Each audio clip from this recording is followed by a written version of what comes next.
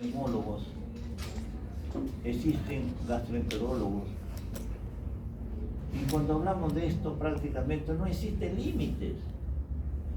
¿Me entienden? ¿No? Es el problema. Por eso dice, el aparato respiratorio ha sido una de las víctimas del conocimiento médico fragmentado.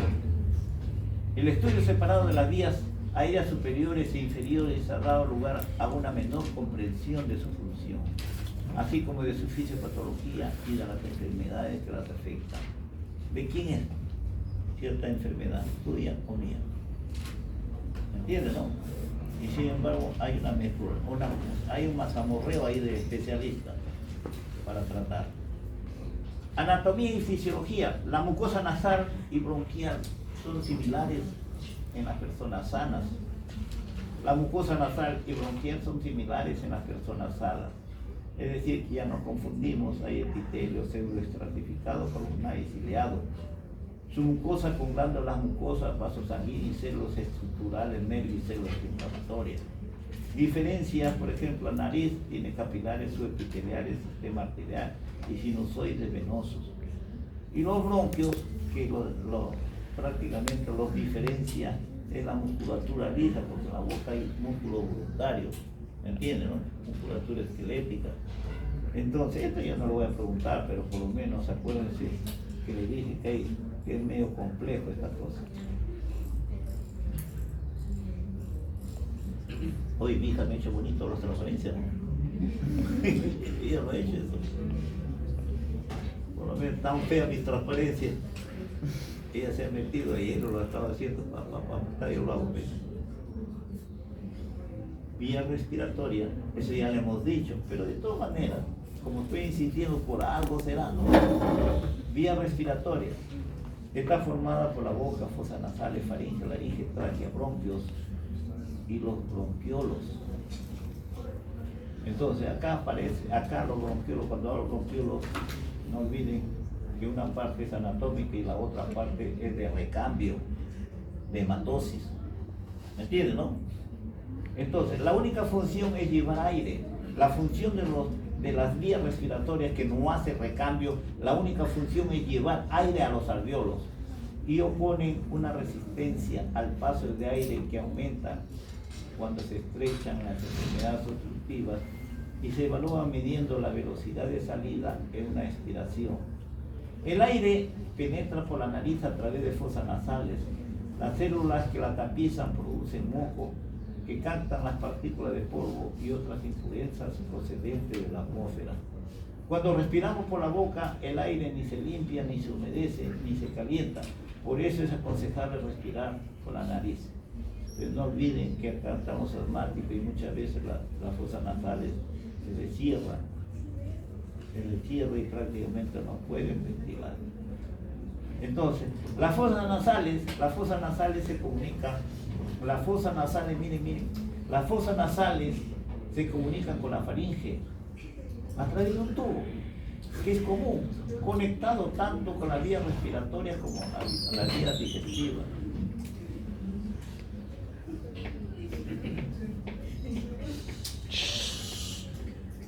A ver, señorita, por favor, las dos señoritas y el que está atrás, que es un común.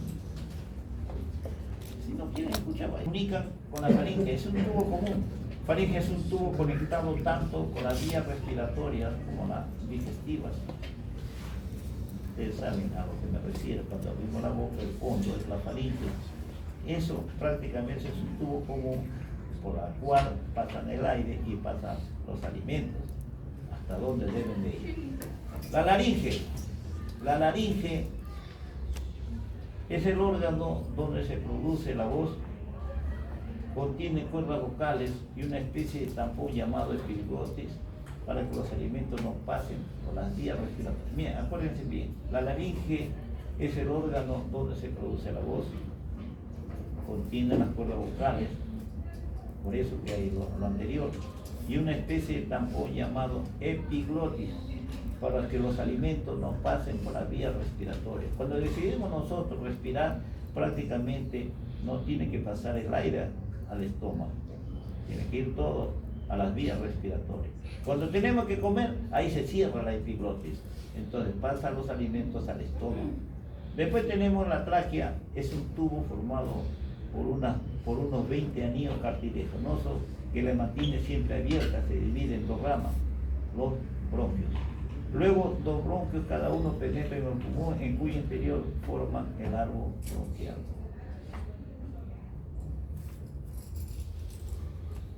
Funciones de las fosas nasales es lo que hemos hablado, acondicionamiento de aire, es el que mantiene la temperatura, la humedad y la filtración del aire que va a penetrar a los pulmones.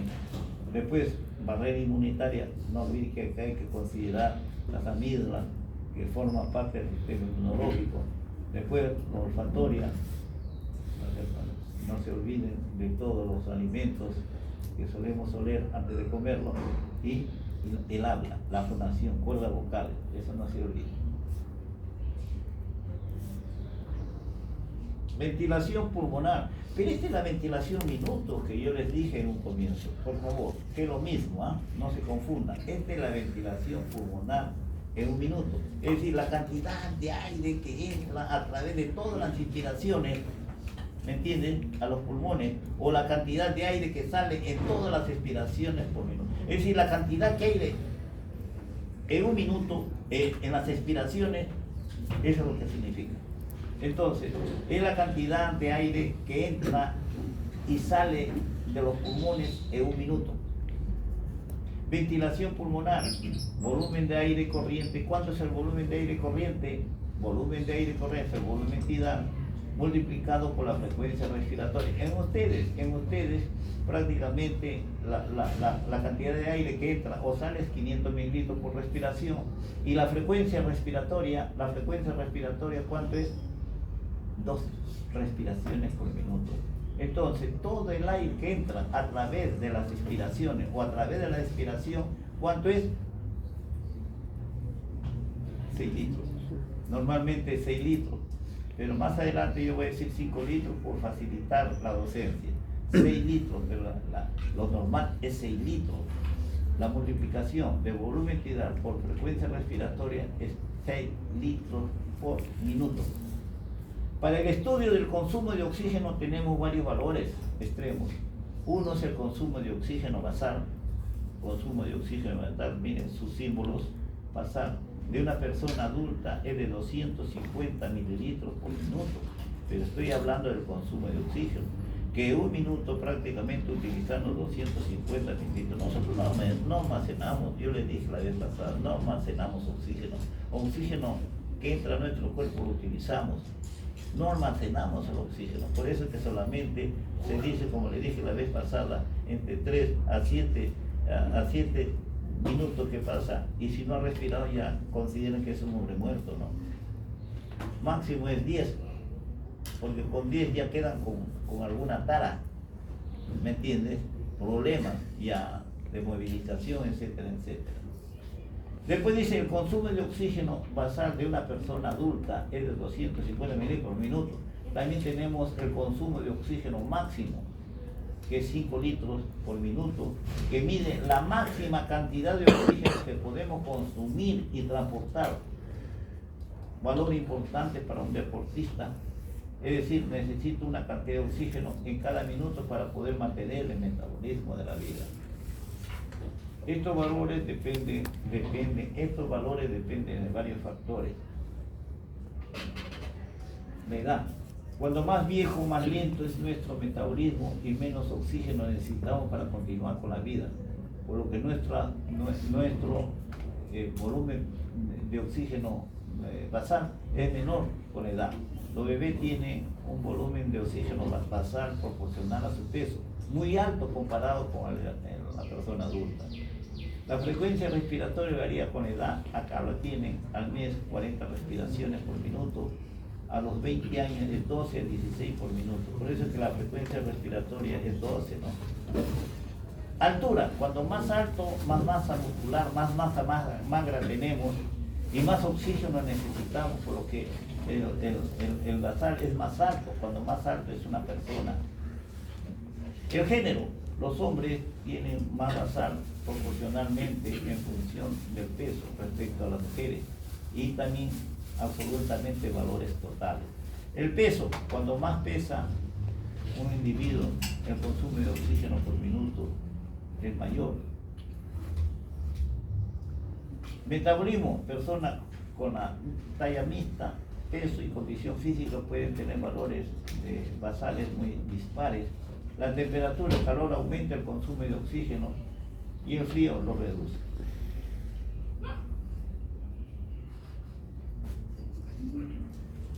Esto es un recuerdo nada más. Intercambio respiratorio.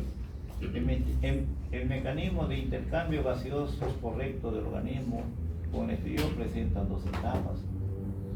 Acá consideramos ventilación pulmonar, el intercambio de gases en los pulmones en la membrana alveolo-capilar, que es la hematosis, la respiración grande, es decir, el mismo fenómeno de ingreso de oxígeno CO2 a través de la vía respiratoria hacia los pulmones, pero esto es una cosa ya más puntual, el intercambio de gases a nivel de la membrana alveolo-capilar, que consideramos que se llama hematosis.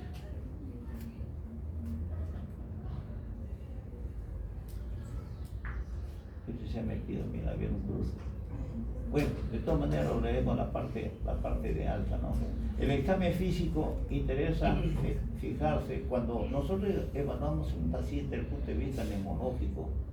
Lo primero que vemos es la frecuencia respiratoria, que debe ser de 12 a 20 respiraciones por minuto, pero de una persona adulta. En el adulto se habla de taquimia si la frecuencia respiratoria es sostenida sobre 20 respiraciones por minuto. Y bradypnea es 12, cuando está por debajo de 12. Los recién nacidos tienen frecuencia respiratoria más elevada que los adultos, ¿no?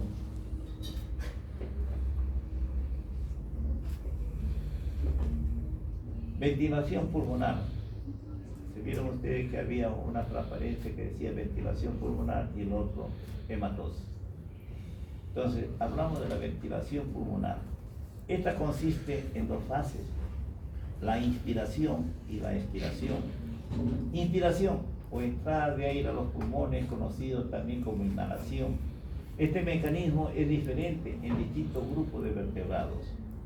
En anfibio, ya le hemos dicho, es una devolución, como si tragaran el aire, y que prácticamente tiene 3 sistemas ventilatorios. No me entretengo. En las aves también hemos visto que por compresión de los sacos aéreos, por los músculos de las alas, lo comprime, entonces viene a las ventilaciones. En el mamífero es lo que ustedes hacen. El aire entra activamente a los pulmones al dilatarse la caja torácica. La expiración es la salida de aire, conocido también como exhalación. Se realiza pasivamente. Acá tenemos, ya, además, acá tenemos, por ejemplo, como el oxígeno. Acá tenemos el oxígeno, la hemoglobina. Acá alveolo pulmonar, acá viene la ventilación por gradiente de presiones, pasa el oxígeno, es captado por la hemoglobina y la hemoglobina lo deposita en la célula. Intercambio de gases en los pulmones se realiza debido a las diferentes concentraciones de gases que hay entre el exterior y el interior de los alveolos. Por ello, el oxígeno pasa al interior de los alveolos y el CO2 pasa al espacio muerto, conducto respiratorio. A continuación se produce el intercambio de gases entre el aire alveolar y la sangre. Cuando la sangre llega a los pulmones, tiene un alto contenido de CO2 y muy escaso de oxígeno. El oxígeno pasa por difusión a través de las paredes alveolares y capilares a la sangre. Ahí es transportada por la hemoglobina localizada en los glóbulos rojos, que lo llevará hasta la célula del cuerpo, donde por el mismo proceso de difusión pasará al interior para su posterior uso. Entonces, este es un transporte de oxígeno.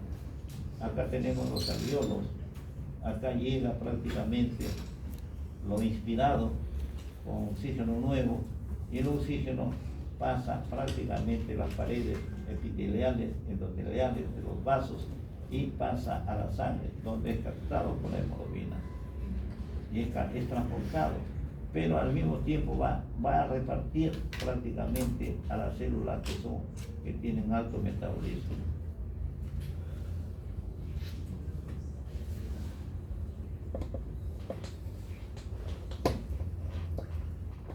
El mecanismo de intercambio de CO2 es semejante, pero es al revés, ¿no? En sentido contrario, pasando el CO2 a los alvéolos.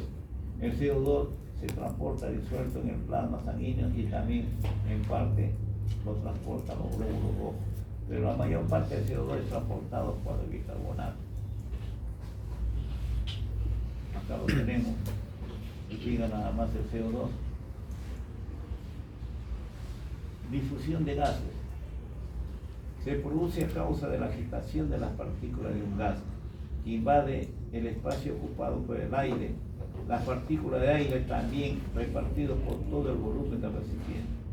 Esa es la difusión, pues. Prácticamente, por ejemplo, dentro de un recipiente el aire es incoloro, ¿no?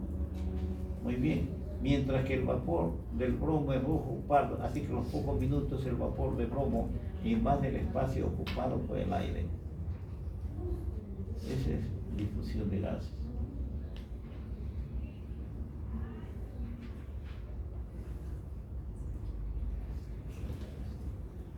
Pasaje pasivo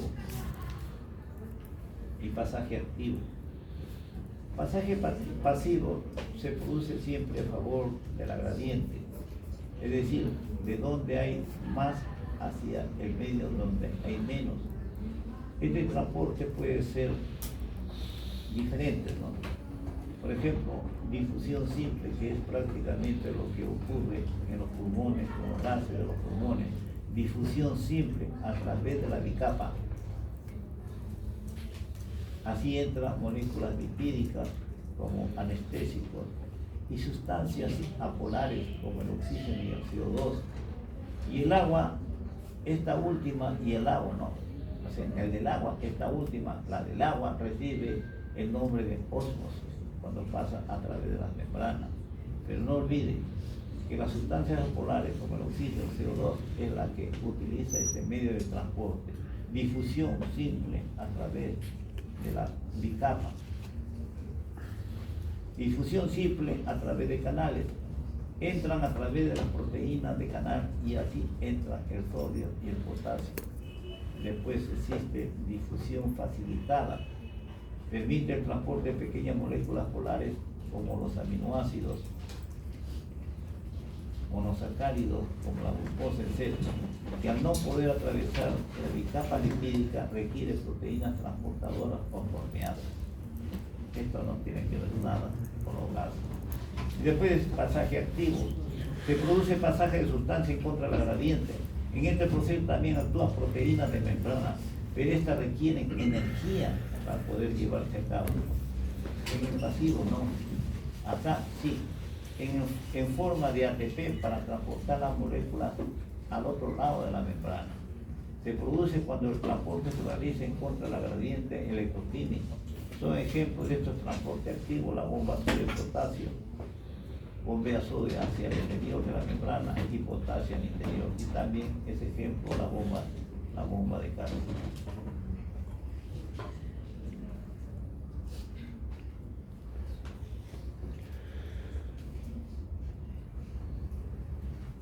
Este es el modelo matemático que administra todo lo que estamos hablando: la difusión pasiva, la difusión activa.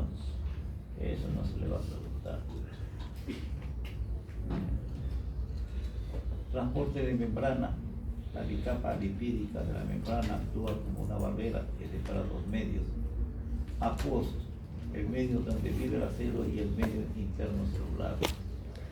La célula requiere nutrientes del exterior y debe eliminar sustancias y desechos procedentes del metabolismo. La membrana presenta una permeabilidad selectiva, ya que permite el paso de pequeñas moléculas siempre que sean lipófilas, pero regula el paso de moléculas no lipófilas. Entonces, la mayor parte de iones y moléculas solubles en agua son incapaces. Entonces, la mayor parte de iones y moléculas solubles en el agua son incapaces de cruzar de forma espontánea esta barrera. y precisan de la concurrencia de proteínas portadoras especiales por el canales proteicos. De este modo, la célula mantiene concentraciones de iones y moléculas pequeñas distintas de las imperantes en el medio interno. El paso a través de la membrana posee dos modalidades, una pasiva en gasto de energía y otra activa o consumo de energía. Eso ya lo saben de memoria, porque lo dicen en otra asignatura. Acá quiero que presten atención, porque todas las preguntas salen más acá. En reposo, la ventilación pulmonar total es igual a 6 litros, lo dijimos, ¿no? Dijimos que era 6 litros. En reposo, la ventilación pulmonar minuto total era igual a 6 litros. Esta vez le he puesto 5 litros para facilitar docencia de aire por minuto. El ingreso total de oxígeno es de 20% de estos 5 litros. El ingreso total de oxígeno, como la compresión 20%, sería 20% de estos 5 litros. ¿Y cuánto sale 1 litro de oxígeno por minuto? Es lo que nosotros respiramos cuando nuestra ventilación minuto es 5 litros por minuto. A diferencia que es los 6 que le dije, ¿no? Acá sale que prácticamente por cuestiones de docencia 20% de 5 litros sale 1 litro de oxígeno por minuto. De este oxígeno inspirado que hemos metido al pulmón, solamente 200 mililitros cruzan los alvéolos. 200 mililitros de oxígeno cruzan los alvéolos hacia el interior de los capilares pulmonares. Y 800 mililitros restantes son exhalados. Metemos 1 litro, utilizamos 200 y los 800 los botamos fuera de nuestro cuerpo y solamente utilizamos 200. Eso es lo que dice acá. Estos 200 mililitros de oxígeno se agrega a lo que ya existen en la sangre y son llevados por 5 litros de sangre, también coincide, ¿no? Estos 5 litros de sangre es el débito cardíaco, la cantidad de sangre que expulsa el corazón en un minuto, ¿no? A las células, las cuales solo toman 200 mililitros para ser utilizados. Toman los 200, pero también va a botar 200 mililitros de CO2 retirados de la célula. Siguen un camino similar pero invertido. La mayor parte de dióxido de carbono de la sangre se halla en forma de bicarbonato. Pregunta examen. ¿Qué fuerzas inducen el movimiento neto de estas moléculas a través de las membranas alveolares, capilares y celulares? Es la difusión pasiva, lo que dijimos. Es la difusión pasiva. Para el oxígeno y el CO2 se desplazan solamente por difusión pasiva. El oxígeno por difusión pasiva, el CO2 por difusión pasiva. Para esto tiene que coexistir una gradiente de concentración únicamente. Los gases se desplazan de una región de presión superior a otra región de presión inferior. Y la difusión es por tanto el resultado del movimiento continuo de la molécula de gas. En una persona en situación de reposo y que se encuentra a nivel del mar, la presión barométrica a ese nivel ya sabe que es 760 milímetros de mercurio, desde que el aire tiene 20% de oxígeno. Entonces, la presión parcial de oxígeno en el aire expirado, ¿cuánto será? Entonces, multiplicamos 20% de 760, multiplicamos esta variable, que nos sale que la presión fuera de nuestro cuerpo es 152, a nivel del mar es 152 milímetros de mercurio. Pero ¿qué cosa sucede si se mete en nuestro cuerpo? Prácticamente este valor disminuye por la presencia de la presión del vapor de agua. ¿Se acuerdan o no? Eso ya les he dicho. A tal punto que a ese nivel, a nivel alveolar, la presión del oxígeno es 100 milímetros de mercurio. Es por eso, ¿por qué fue la diferencia entre esa presión a nivel alveolar del oxígeno respecto a lo que ella fue, que es 152 milímetros de mercurio? Es que ahí se mete la presión del vapor de agua. ¿Entendido, no? Ya. Entonces, la presión de oxígeno en el aire inspirado es 20% de 760, es decir, que prácticamente 152 milímetros de mercurio acá del aire inspirado, porque está en el espacio muerto, porque si estuvieran en los alvéolos prácticamente es menor, ¿no? La presión parcial de oxígeno en el aire inspirado es 0.03% de 760, 0.3 milímetros de mercurio.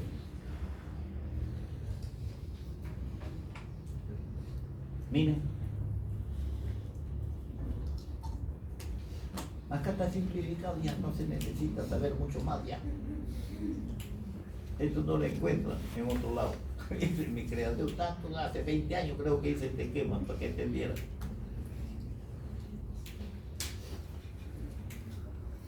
Acá afuera, por ejemplo, aire inspirado, lo que les estaba diciendo, que la presión parcial de oxígeno fuera del cuerpo es 152 milímetros de mercurio, ¿está bien? Y la presión parcial del CO2 es 0,3 milímetros de mercurio.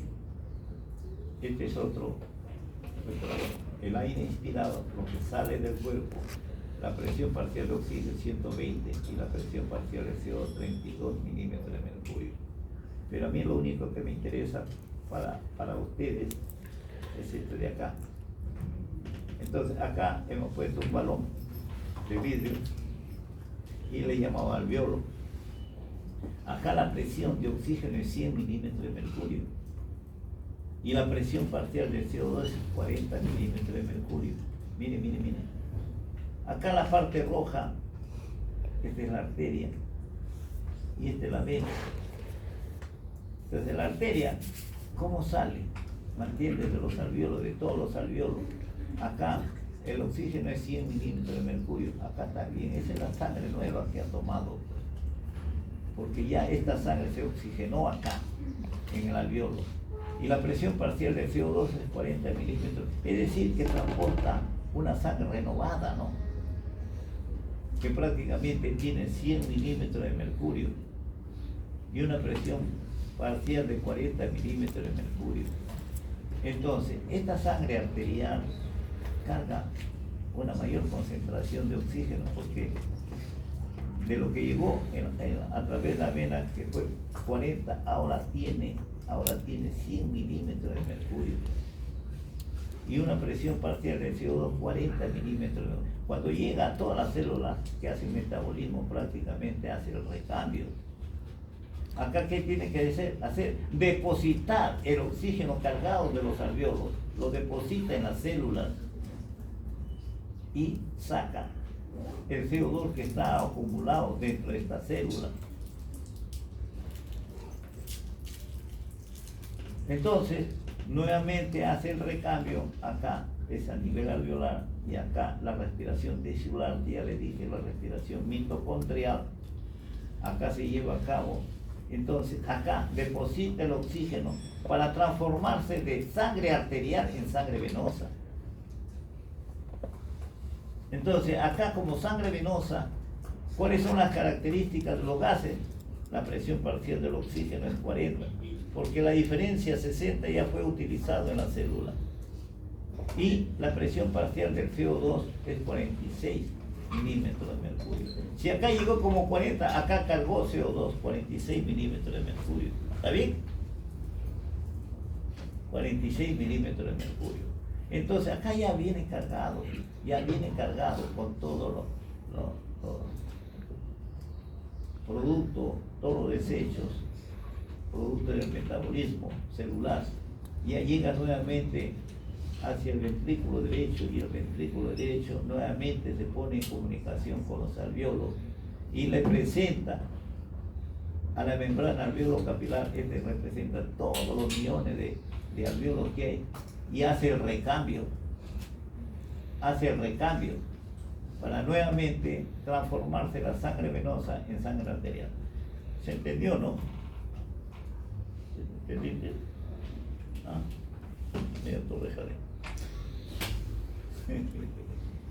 ¿No lo has entendido? Sí, sí. Es fácil, solamente mirar y recordar nada más. A mí me sale fácil porque tantos años que enseñé esto. Y no solamente te enseño todos los órganos. A usted se la difícil un poquito, pero mírenlo bien. En resumen, la presión total de los gases dentro de los alvéolos al final de la inspiración continúa siendo igual a la presión atmosférica. Es decir, yo le dije el día sábado que al final de antes de la inspiración, la presión de aire que hay en los alvéolos es igual a la atmosférica, ¿de acuerdo o no? Sí. Y que al final de la inspiración o antes de la expiración también hay comunicación directa. 760 milímetros de mercurio dentro y 760 afuera. Esto es lo que dice acá. En resumen, la presión total de gases dentro de los alvéolos al final de la inspiración continúa siendo igual a la presión atmosférica. Es decir, acá tenemos, por ejemplo, presión alveolar. No olviden que está con presión alveolar. En la presión alveolar todas las cavidades ya se mete prácticamente a la presión del vapor de agua. ¿Está bien o no? Entonces, la presencia del vapor de agua acá tenemos que considerarlo.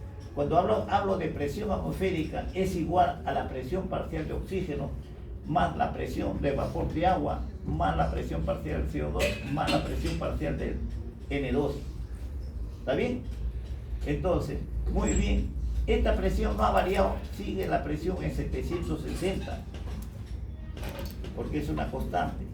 Lo que ha variado es prácticamente la presión parcial de oxígeno.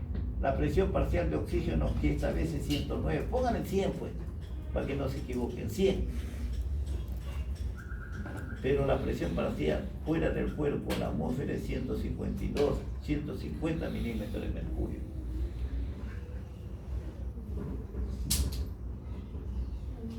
Estas son las jacarandas, ¿no? Cerezo, son las jacarandas. Transporte de gases por la sangre. Mira que acá ya prácticamente estoy haciendo como 3 teorías en todo esto de acá. Transporte de gases por la sangre. Pero acá está simplificado para no hacerlo demasiado difícil. Acá lo que hemos estado hablando del alvéolo, mejor no tocamos, son otros valores, no vamos a complicar. Con mi dibujito, con mi creación nomás lo entiende y eso es. No va a salir fuera las preguntas de mi ejemplo. Acá, por ejemplo, acá dice, afuera, por ejemplo, en lo que yo le hablo era 150, acá es 140. Pero cuando mete el aire a los pulmones es inspiración. ¿Y cómo está prácticamente la presión a ese nivel? Está pues del valor más o menos. 150 milímetros de mercurio en la inspiración, en la alveolar, a este nivel.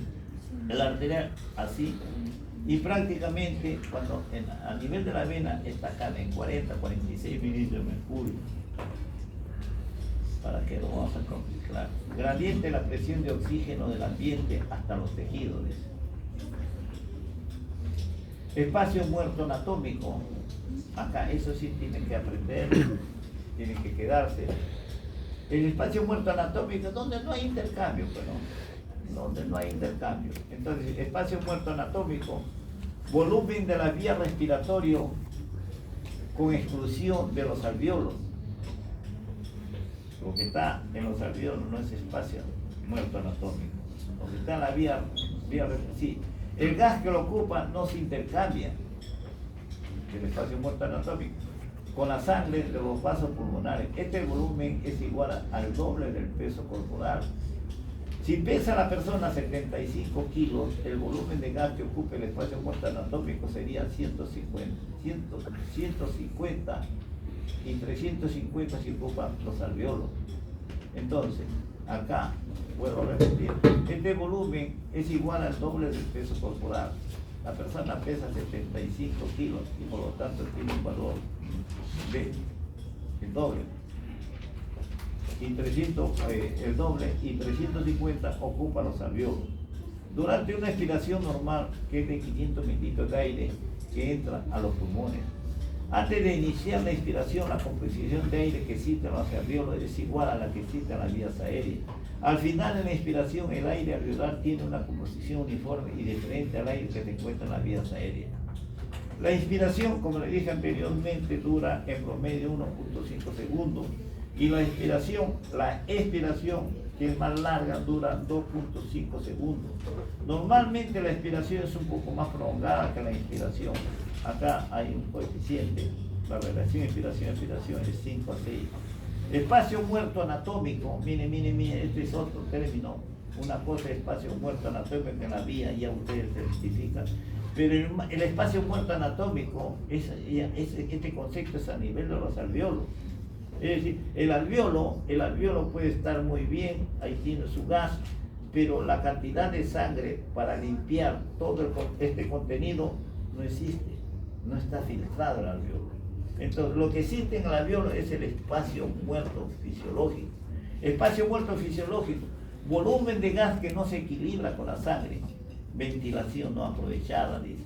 Es decir, no hay intercambio entre el gas de algunos alveolos y la sangre. Por ejemplo, volumen de gas en los alveolos no perfundidos, no irrigados. Entonces ya me...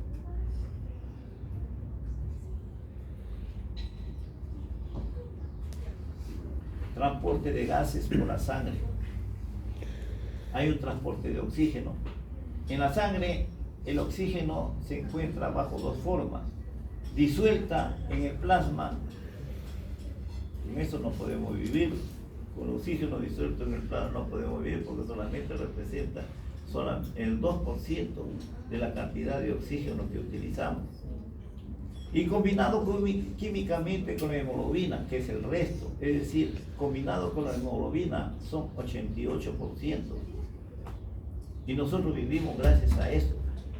Por eso fue Dios muy grande, por eso que nos invita a pensar que existe Dios. Porque Dios metió la hemoglobina dentro del glóbulo rojo, porque si lo hubiera dejado fuera del glóbulo rojo, la densidad hubiera sido baja y no hubiera sido posible la vida. Gracias a que metió la hemoglobina dentro del glóbulo rojo, hizo que éste transportara con facilidad, sin muerte, de quien lo tiene. Entonces, la concentración de oxígeno, miren. La concentración de oxígeno disuelto en la sangre, está determinada por la presión parcial del oxígeno y por el coeficiente de solubilidad del oxígeno a 37 grados centígrados. Ya no se meta mucho a analizar. Y que prácticamente, ¿cuál es el valor? De 3 mililitros de oxígeno por litro de sangre. En ausencia de hemoglobina, la cantidad de oxígeno transportado por cada litro de plasma es suficiente para abastecer solamente 5 a 6% del consumo vital. ¿Cuánto consumimos? Nosotros 250 mililitros por minuto. Y el 5 o 6% no cubre nada, pues, no morimos. Es insuficiente esa cantidad de oxígeno que utilizamos. Transporte de oxígeno por hemoglobina lo hace a través porque tiene dos cadenas alfa, dos cadenas beta. Cada cadena posee un grupo E que posee un átomo de hierro, el cual puede combinarse en forma reversible con el oxígeno de tal manera que cada molécula de hemoglobina es capaz de combinarse con 4 moléculas de oxígeno. Pero eso es del hierro no. ¿Me entienden, no? El fierro se mantiene en un estado ferroso, ya que en forma férrica la oxidación es irreversible. Cuando la hemoglobina está en estado, ¿me entiende?, oxidativa, prácticamente no transporta el oxígeno. La hemoglobina que contiene la forma férrica se denomina metahemoglobina. Miren, la hemoglobina que contiene la forma férrica se denomina metahemoglobina. Este no transporta, la férrica no transporta, por eso es la hemoglobina no en. ¿Entendido, no? Ya. La cantidad máxima de oxígeno que puede ser transportada por un gramo de hemoglobina es 1.34 mililitros de oxígeno. O sea, todo eso, la concentración normal de hemoglobina es 15 gramos por decilitro de sangre. El volumen de oxígeno combinado con hemoglobina contiene 1 litro de sangre y será cercano a 15 gramos de hemoglobina por decilitro, 1.31, etcétera, etcétera. Es decir, 200 mililitros de oxígeno que ya nosotros hemos explicado, que es la que necesitamos, la que metemos a través de la ventilación, a través de los 5 litros de aire que utilizamos normalmente. Adelante.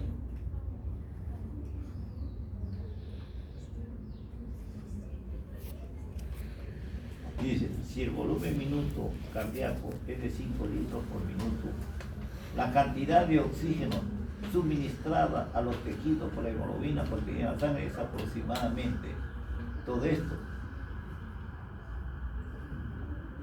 La combinación de la hemoglobina con el oxígeno no es una función lineal. La combinación de la hemoglobina con el oxígeno es una función lineal de la presión parcial de oxígeno. Y la forma que adopta la relación que existe entre el volumen de oxígeno combinado con la hemoglobina y la presión parcial de oxígeno, esta es la curva de disación, se crea la curva de disación de la oxihemoglobina teniendo un significado funcional importante. ¿Cómo se construye esto de acá? Esto no se va a preguntar, ¿no? Dice, ¿cómo se construye? Con diferentes alicuotas, con diferentes muestras de sangre, se mide el oxígeno disuelto combinado con la hemoglobina y su presión es parcial. Entonces se hace todo esto de acá. ¿Qué es la pulsiometría?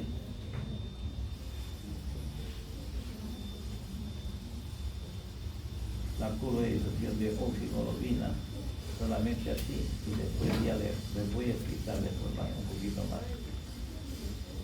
¿Qué es la pulsiometría? ¿Se acuerdan que había un aparatito que prácticamente lo colocábamos en la punta del dedo y que se medía la cantidad de oxígeno porcentual que acarreaba la hemoglobina? Eso es. ¿Qué es la pulsiometría? Es la medición no invasiva del oxígeno transportado por la hemoglobina en el interior de los vasos sanguíneos. Se realiza un aparato llamado pulsiosímetro o saturómetro. Cuando decimos que la saturación de oxígeno de la hemoglobina es, por ejemplo, del 50%, supongamos que nos dice a través de ese aparatito que se coloca acá en el dedo y nos dice cuando decimos que la saturación de oxígeno de la hemoglobina es, por ejemplo, del 50%. ¿Qué cosa significa? Estamos significando que el volumen de oxígeno combinado con la hemoglobina de esa muestra es el 50% del volumen máximo, de la capacidad máxima que puede transportar la hemoglobina.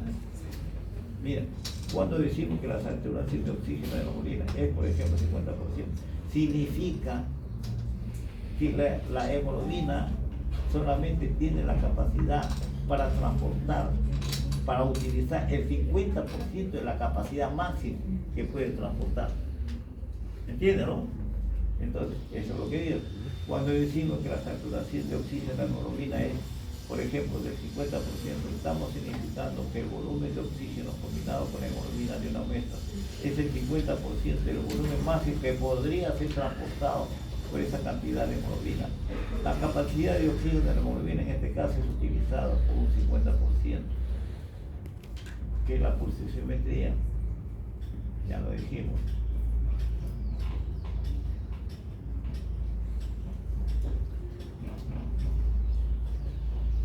Porcentaje de saturación. ¿Cuándo actuar?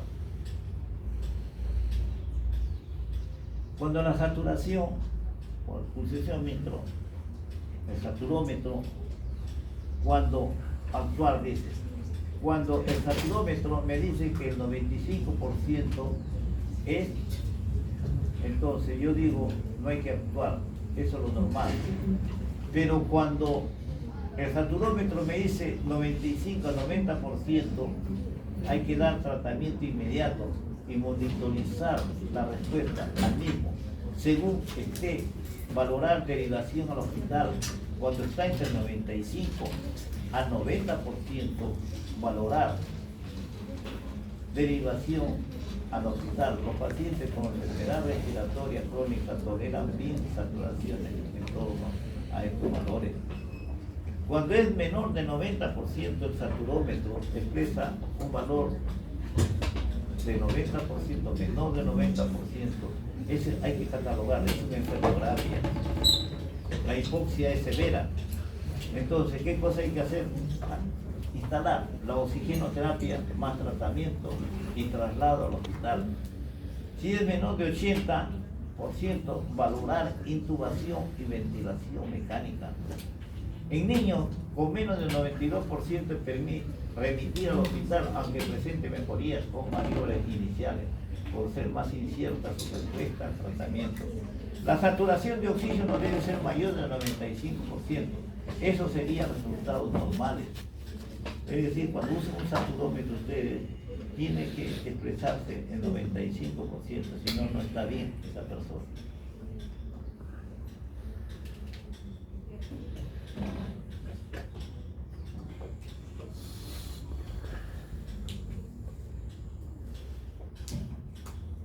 Esta es la curva de disociación de la hemoglobina, miren, vamos a ver.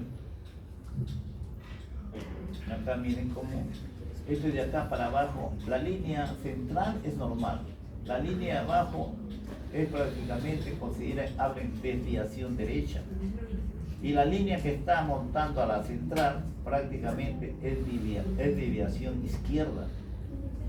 Entonces, acá dice, este vector es cuando está aumentada la afinidad, y este de acá cuando la afinidad de la hemoglobina por el oxígeno está disminuida.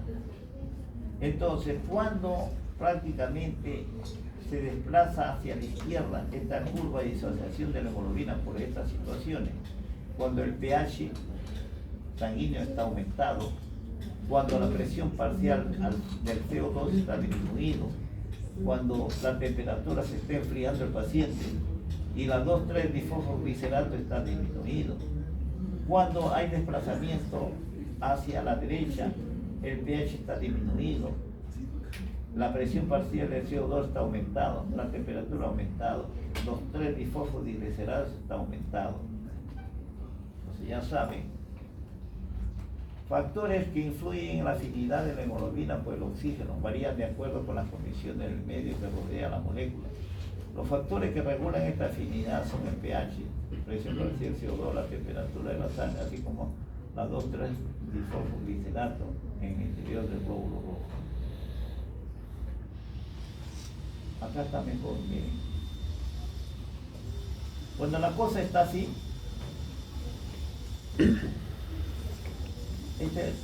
el rojo, la curva de disociación de la hemoglobina, el rojo es normal. El verde, desviación derecha. Y el azul, desviación izquierda. Cuando se desplaza a la izquierda, cuando a nivel sanguíneo encontramos un pH elevado, cuando la presión parcial del CO2 está disminuido, cuando hay una disminución de la temperatura y una disminución de las 2,3-difosfoglicerato. En cambio, la desviación derecha ocurre cuando el pH está bajo, la presión parcial del CO2 está elevado, aumento de la temperatura, aumento de la 2,3-difosfoglicerato, totalmente opuesto, ¿no? Entonces ya saben, no olviden esto. La verde dice desviación a la derecha. La afinidad de la hemoglobina por el oxígeno ha disminuido. En consecuencia, la hemoglobina cede más oxígeno. La verde, desviación a la derecha.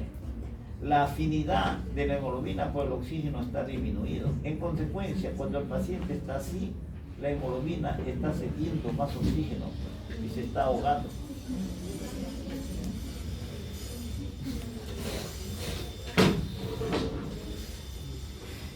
¿Ya se cansaron? Vayan a hacer la pinchita. Si quieren hacerlo, ya de una vez, porque me falta 3 slides, 13 nomás. Curva. Desplazamiento de la curva a la derecha. Lo que le dije, que es de color verde, eso le dije. Y desplazamiento de la curva a la izquierda, no me acuerdo el color. Rojo, ¿no? No, azul. Cuando decimos que existe un desplazamiento a la derecha, que es el verde, significa que la afinidad de la hemoglobina por oxígeno ha disminuido y en consecuencia la hemoglobina cede más oxígeno, ¿sí? Repito, Desplazamiento de la curva a la izquierda, vamos a confirmarlo. Acá está. Esto es a la derecha, el verde es a la derecha y el azul es a la izquierda. El verde es desviación a la derecha, la afinidad de la hemoglobina por oxígeno disminuye, en consecuencia la hemoglobina cede más oxígeno, en forma patológica lo cede, porque algo está sucediendo. Desplazamiento de la curva a la derecha, desplazamiento de la curva a la izquierda. Hablamos cuando decidimos que existe un desplazamiento a la derecha. Significa que la afinidad de la hemoglobina por oxígeno ha disminuido, lo que dijimos hace rato. Y en consecuencia la hemoglobina, los celdas con mayor facilidad cede más oxígeno.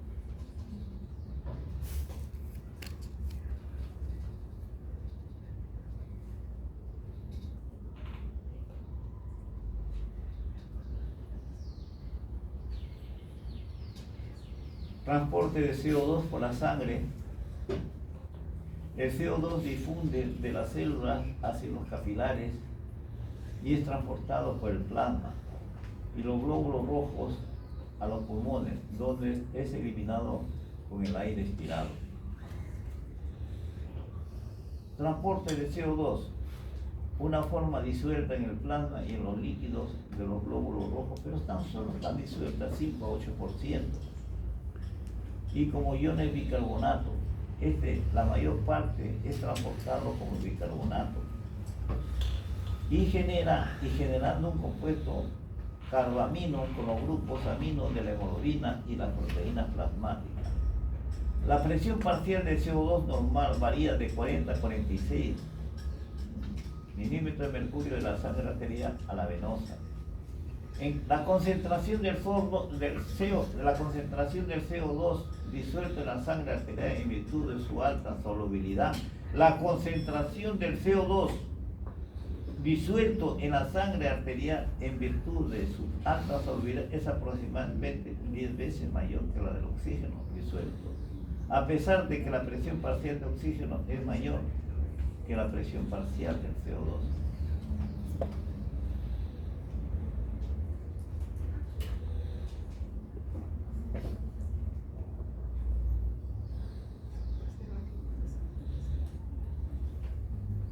Alrededor de un 5 a un 7% del CO2 sanguíneo total se encuentra en solución y su concentración está determinada por su solubilidad y su presión parcial. El CO2 producido por el metabolismo tisular también se combina con el agua. El CO2, miren, acá lo tenemos, CO2 más agua se combina y da lugar al ácido carbónico, formando así ácido carbónico que se disuelve fácilmente disociándose en iones hidrógeno y iones bicarbonato. Este es el bicarbonato. Y acá se ha soltado el hidrógeno. Entonces, miren acá, el ácido carbónico ha dado lugar al ion hidrógeno, al cation hidrógeno y al bicarbonato. En el plasma la reacción tiene lugar lentamente, pero en los eritrocitos, en el plasma la reacción tiene lugar lentamente, pero en los eritrocitos es catalizado por enzima denominada anhidrasa carbónica. En consecuencia, a medida que el CO2 difunde en los eritrocitos, se forma ácido carbónico, que inmediatamente se disocia en iones bicarbonato y iones hidrógeno. Estos últimos son neutralizados principalmente por la hemoglobina, mientras que gran parte del bicarbonato sale de la célula intercambiado por iones fluoruro. Alrededor del 90% del total del CO2 de la sangre es transportada en forma de ion bicarbonato. Miren, 90%. Y el plasma solamente tiene hasta 5%.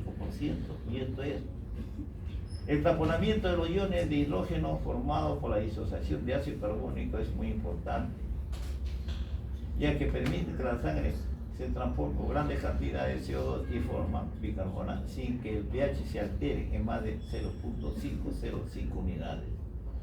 Es decir, tiene un gran poder tampón, ¿no? Alrededor de una tercera parte se combina con grupos aminos en la molécula de hemoglobina formando carboamino hemoglobina.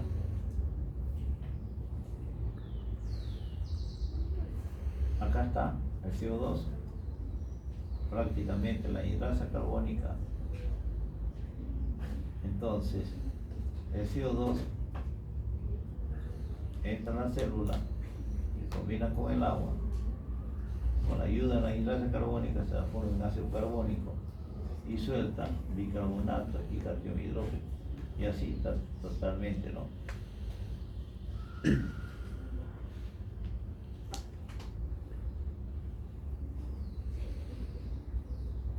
Este es el fenómeno del CO2, del oxígeno, disculpe.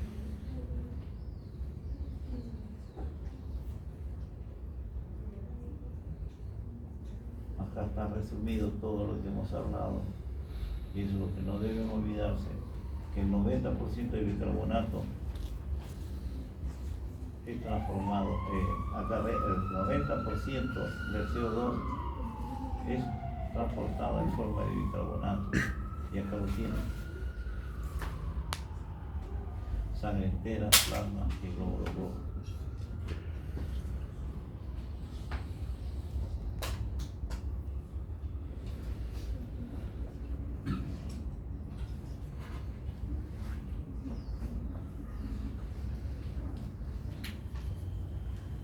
¿Cuántas moléculas de oxígeno se puede combinar con una molécula de hemoglobina? 4. ¿Cuál es el volumen de oxígeno combinado con la hemoglobina? Eso no le va a preguntar. ¿Cuánto debe ser la saturación de oxígeno para ser normal? Más del 95%. ¿Qué significa desplazamiento? Esto le puedo preguntar. ¿Qué significa desplazamiento de la curva de disociación de la hemoglobina hacia la derecha? Afinidad de la hemoglobina por oxígeno ha disminuido, ¿cierto? La hemoglobina tiene más oxígeno, ¿cierto? Un estado febril, acidosis, todo se la respuesta. ¿Cuál de los siguientes tiene el mayor efecto en la propiedad de la sangre para transportar oxígeno?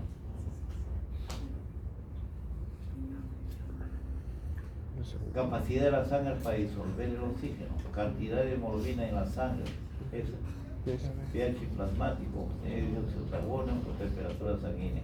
¿Cuál de los siguientes tiene mayor efecto en la propiedad de la sangre para transportar oxígeno? Cantidad de hemoglobina en la sangre. La mayor parte del dióxido de carbono transportado en la sangre está disuelta en el plasma. Se encuentra en compuestos carbinos formados a partir de las proteínas plasmáticas.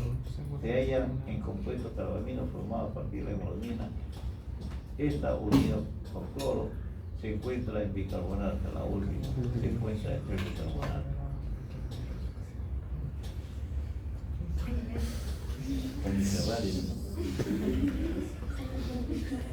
Y eso es todo.